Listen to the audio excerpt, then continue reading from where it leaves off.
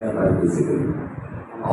অবগত আছেন যে হিন্দু মহাজন হিন্দুদের জন্য শুধু কাজ করে আছে।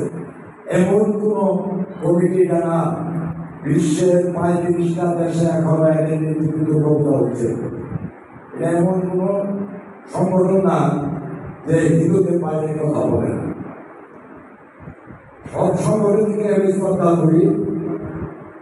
বিগত সময়ের আমরা দেখছি ফুলবাড়িতে মন্দিরে আগুন, কিছু কিছু সংগঠন আছে তারা প্রতিটা বিসর্জন দাও।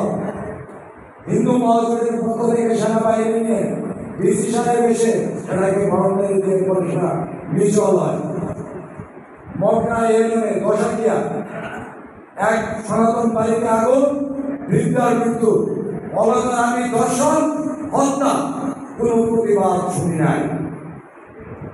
আজকে শারদীয় দুর্গা উৎসবের প্রস্তুতি চলছে। আইন শৃঙ্খলা বাহিনী আসছে, উপজেলা নির্বাহী অফিসার আসছে।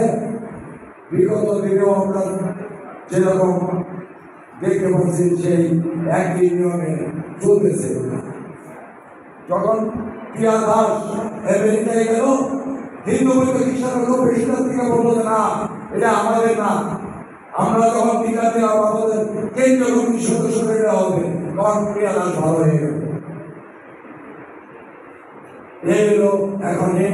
কিন্তু আমি প্রথমে শ্রদ্ধা জানাচ্ছি গোবিন্দদার একটা বক্তব্য আমার খুব ভালো লাগছে যে মাদক কোনো ধর্মেই গ্রহণযোগ্য না। সনাতনে বাইরে দিয়ে আমি বলবো মাদকের কোন রকম সরাসরি হলে এখানে কিন্তু যাতে হিন্দু মাদকের টিমও থাকবে, প্রশাসন ছাড়লেও কিন্তু থাকবে না। প্রশাসন হাতে সতর্ক করবে, তারপর আপনারা সুপারিশ করবেন, কোন কাজ হবে না। আপনারা সবাই অ্যালার্ট থাকবেন। গোবিন্দদা বলছে ডিজে গান আমাদের ধর্মীয় উৎসবের মধ্যে চলে না। এখানে চলতে পারলেও ছিল চালাবো, এখানে ধর্মীয় গানও ছিল চালাবো। ওই পেরে না পেরে চলে না।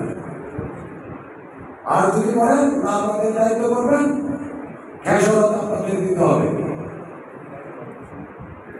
মাঝে মাঝে শুনে দুঃখ লাগে, অনেক জায়গায় অনেক রাজনৈতিক দলের নেতারাই বলে সনাতনীদের আমরা আচরণের নিচে রাখছি।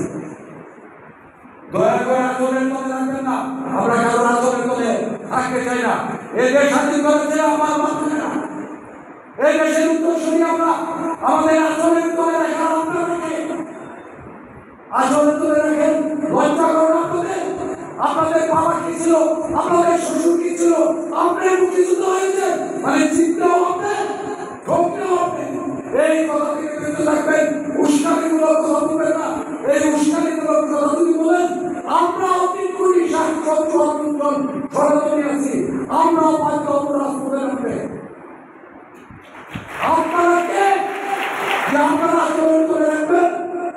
সরকার বলে না আচরণ করে রাখবেন যে সরকারি আসুক।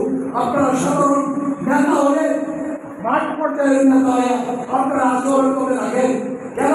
ভাই যুদ্ধকে আমার কথা করে নাই, আমার টাকা করে নাই, শহীদ কি আমার ব্যক্তিত্ব নাই, সয় সম্পত্তি কি ব্যাখ্যা করেছে আমার ব্যক্তিত্ব হয় নাই। আপনাদের কোনো নেতা শ্বশুর কি খোঁজ করে দেখেন, তারাই সনাতনীদের সম্পত্তি লুট করছে, এমনকি সনাতনীদের অত্যাচার করছে। বিগত সরকার আমাদের তারা আমলেও কত বিপত্তি ভাঙছে, এই কথা কিন্তু কেউ বলেন না। এমনকি কোন কোন নেতা ছিল এই কথা কেউ বলেন না। কেন বলবেন না? আমরা ওই কাউকে ইকাল করতে রাজি না। পূজা করবো শান্তি শৃঙ্খলা পাবে, যাতে সবাই শান্তি শৃঙ্খলা পাবে, ধর্ম নিয়ে কথা বলে সুন্দরভাবে শান্তিপ্রিয় ভাবে বিসর্জন দিতে পারে, কোনো হট্টগোল না হয়, এই আশাবাদ ব্যক্ত করে এবং প্রশাসনের কাছে অনুরোধ ব্যক্ত করে আমার সংক্ষিপ্ত বক্তব্য আমি শেষ করছি।